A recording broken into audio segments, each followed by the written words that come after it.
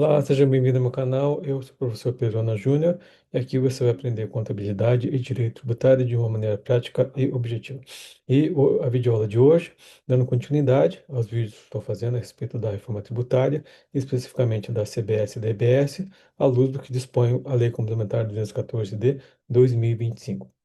O tema da videoaula de hoje é falar da CBS e EBS na exportação, quais que são os efeitos, né, desses tributos na exportação de bens ou serviços. Então, se você ainda não é inscrito no canal, se inscreve, compartilha esse vídeo, ativa as notificações, porque sua participação é bastante importante para o desenvolvimento do canal.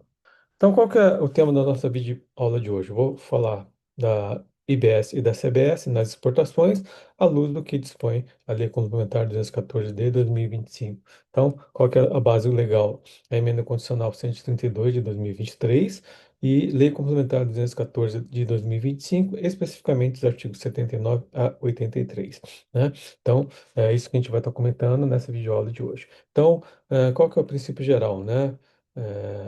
Regra geral, as exportações de bens civis são imunes à IBS e à CBS, nos termos que dispõe, né, o artigo 79 da Lei Complementar 214 de 2025. E qual que é o direito do exportador? Ele tem direito de apropriar créditos nas aquisições relacionadas a exportações. Então, ele, quando vende o produto, não tem incidência, mas quando ele adquire os insumos, os produtos para poder exportar, ele pode tomar o crédito dessa aquisição. Observadas as vedações dispostas no artigo 49 a 51, que é de bens de uso em consumo. Exceções, né, a essa imunidade não se aplica a operações da tomada de crédito, né, não se aplica às operações isentas e imunes anteriores. Então, é isso que está disposto na Lei Complementar no artigo 79. Aí a gente vai no artigo 80, que vai definir a questão de serviço, o que que é considerado exportação de serviço para o exterior. Então, é o fornecimento para consumo no exterior. Então, assim como na importação, o que define é consumo, na exportação também é consumo. Se o serviço for consumido no exterior, é considerado exportação de serviço. Então, a gente tem os casos específicos previstos no parágrafo 1º do artigo 80, que fala dos serviços relacionados a bens do exterior, né? Então, esses serviços que estão vinculados a um bem do exterior, serviços vinculados a exportações de bens materiais. Então, ele lista, né? São mais de 14 itens aí. Então, intermediação na distribuição de mercadoria no exterior, comissão de agente, seguro de carga, despacho aduaneiro, armazenagem de mercadorias, transporte rodoviário, ferroviário, aéreo, aquaviário ou multimodal de cargas, manuseio de cargas, manuseio de containers, utilização e ou desunitilização de cargas, consolidação e desconsideração documental de cargas, agendamento de transporte de cargas, remessas expressas, pesagem e mediação de cargas, refrigeração de cargas, arrendamento mercantil, operacional, locação de contêineres, instalação e montagem de mercadorias exportadas e treinamento para o uso de mercadorias exportadas. Então, como todos esses serviços são vinculados à exportação de bens materiais, né, então fazem parte, né, da exportação, então, sobre esse serviço também não incide a CBS e a IBS, nos termos que dispõe o parágrafo 1º do artigo 80 da Lei Complementar 214 de 2025. Então, qual que é a presunção, né, que está prevista no parágrafo 2º, né, da Lei do artigo 80?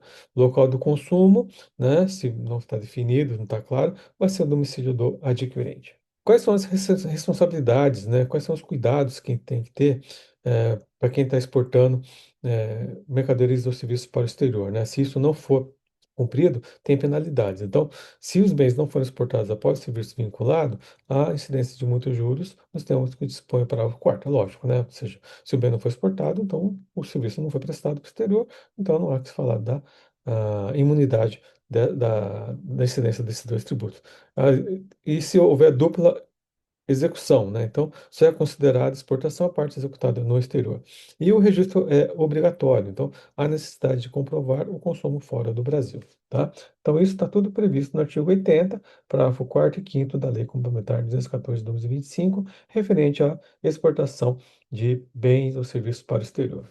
Então, o artigo 81 vai falar da imunidade quando o bem não tem saída física do Brasil, né? Então, mesmo que ele não seja fique fora do Brasil, nessas situações, a imunidade da tributação do BS e da CBS. Então, aplica-se a imunidade mesmo sem a saída do território nacional em casos como incorporação a bens temporários no Brasil, exemplo, navios em reparo, entrega a órgãos públicos, licitações internacionais, fornecimento para a defesa nacional, vendas para lojas francas, aeronaves industriais para transporte aéreo e petróleo e gás nas atividades offshore. Então, nessas hipóteses, mesmo que o bem não saia do Brasil, não há que se falar na incidência da IBS e da CBS e a imunidade ainda se estende para essas operações. Quais são os requisitos, né, de suspensão de pagamento do EBS e da CBS para as comerciais exportadoras, que tem um regime especial, nos termos do artigo 82 da Lei Complementar 214 de 2025. Então, requisitos para suspensão: certificação no programa OEA, tem que ter essa certificação, tem que ter um patrimônio líquido maior ou igual a 1 milhão ou valor dos tributos ou do valor dos tributos suspensos. Então, é um requisito mínimo de patrimônio líquido para poder ser considerada uma comercial exportadora e ter a suspensão do pagamento da IBS e da CBS. Opção pelo drawback tributário eletrônico, escrituração contábil digital e ser regular fiscalmente, né? Então, nesses casos, a suspensão da incidência da EBS e da CBS nessas operações de exportação de bens e serviços e se torna alíquota zero quando? Após a exportação for efetivada dentro do prazo de 180 dias. Então, dentro do prazo de 180 dias, eu fiz exportação, então essa suspensão se transforma em alíquota zero, portanto, não há incidência da tributação para as comerciais exportadoras. E quando que essa suspensão se torna tributo, né? Ou seja, quando é que eu perco o direito à suspensão e tenho que pagar o tributo que foi suspenso. Então, a perda da suspensão está prevista no parágrafo 5º do artigo 82 da Lei Complementar 214 de 2025. Se eu não exportar em 180 dias, ou seja, eu tenho um prazo de 180 dias para fazer exportação, não fiz, eu perco a isenção. Redestinar a mercadoria para mercado interno, lógico, né, não exportei, vou vender aqui no Brasil, então não tem nada que se falar em exportação de bens e serviços. Industrializar os bens, né, ou houver a destruição e extravio antes da exportação. Então, nesses casos, eu perco a suspensão, né, da tributação do BS e da CBS, né, para as comerciais exportadoras. E qual é a consequência? Pagamento do BS e da CBS, mais multas 0,33 ao dia, mais juros Selic. Então, é uma postergação de pagamento de tributo, então, a cobrança por parte do Comitê Gestor ou da Receita Federal do Brasil. E também temos alguma hipótese específica para o ramo agropecuário, que está previsto no artigo 82, parágrafo 11, então, regras para os produtos agrícolas. Então, a suspensão para industrialização. Então, se o produto agrícola for ser industrializado, há uma suspensão da incidência desse BS e da CBS. O adquirente deve exportar mais de 50% da receita nos últimos 5 anos para poder ter direito ao benefício, ou industrializar o produto in natura para exportação, né? Porque o final, destino qual que vai ser? Exportar esse produto. Ele tem prazo de 180 dias para exportar o produto industrializado e qualquer sanção se, dentro desse prazo de 180 dias, não ocorrer a exportação ou não houver a industrialização.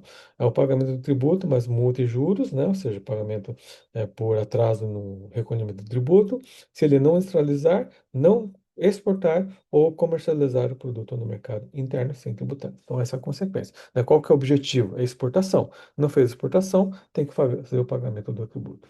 O cancelamento da habilitação para a comercial exportadora está previsto no artigo 83 da Lei Complementar 214 de 2025. Então, o que que ocorre? Perda do direito à suspensão dos tributos. Então, quais são os motivos de cancelamento dessa habilitação?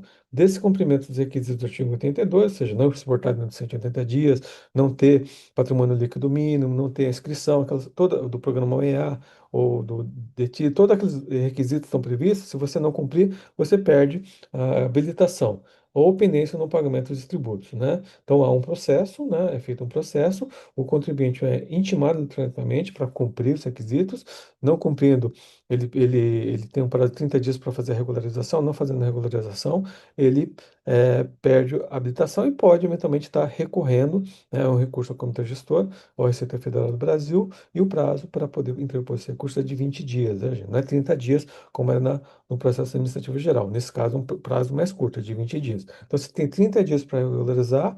Não regularizando, perde a habilitação e você tem 20 dias para poder recorrer, tá?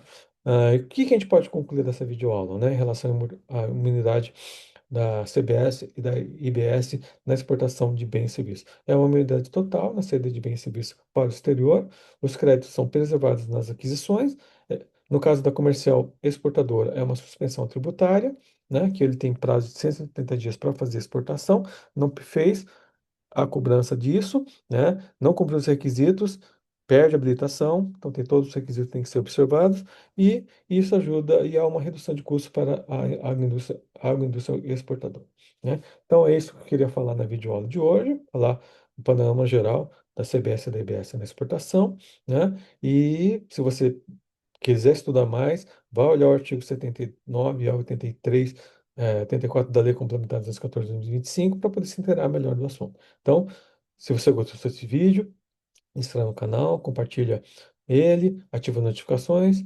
recomenda ele, porque a sua apoio ao canal é muito importante para o nosso desenvolvimento. Obrigado, até a próxima.